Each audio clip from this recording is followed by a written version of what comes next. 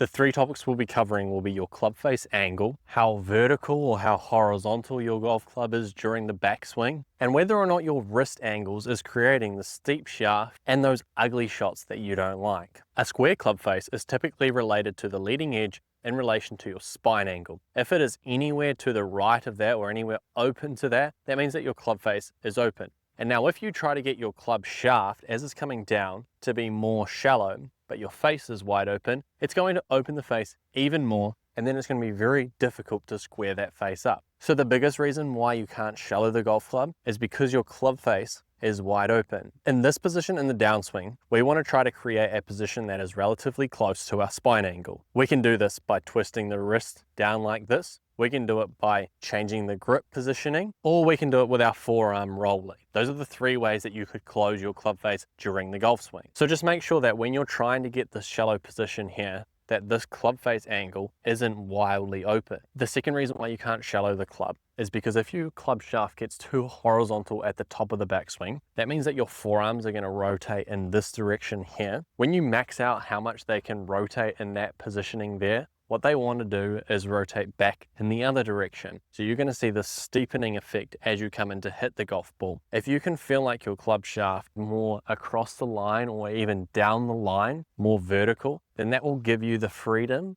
to shallow the golf club. So many golfers try to get it shallow early, but when it comes down, it always wants to work more towards vertical. So a good rule of thumb is the more vertical that it gets in the backswing, the more horizontal it will want to get in the downswing. And therefore, the more horizontal that it gets in the backswing, the more vertical it wants to get in the downswing. So where the pitch of your shaft is located is super important in regards to you being able to shallow the club. If you see at the top of the backswing that your club shaft is pointing out towards this direction here, you're going to have absolutely no ability to be able to rotate the forearms more in that direction there. And it's going to want to steepen as it comes down to hit the golf ball. And the third reasoning why you can't shallow the club is because of your wrist angles. When I'm coming down to hit the golf ball, if my knuckles go towards the top side of my forearm, it's going to steepen up the shaft and also open up the club face, which is going to lead us to trying to get that club shaft more vertical, club path going left, and cutting across it way too much. So if you truly wanted to try to get that shallow positioning, we would at least want our wrist positioning to be in a flat spot or even more towards bowed. The more that we bow this wrist, so just meaning that the knuckles go away from the top side of the forearm, the more that that club shaft wants to get horizontal, but also that club face angle getting closed as well. When you're looking at your swing at the top of the backswing, if you see any sort of angle created in your wrist here, that means that your wrist is in a cupped or extended positioning. It's going to make it very difficult to remove that angle and get it to become shallow as it comes down to hit the golf ball. So what we would like to see is in a nice and flat positioning there, so that as it comes down to hit the golf ball, it can come more behind us,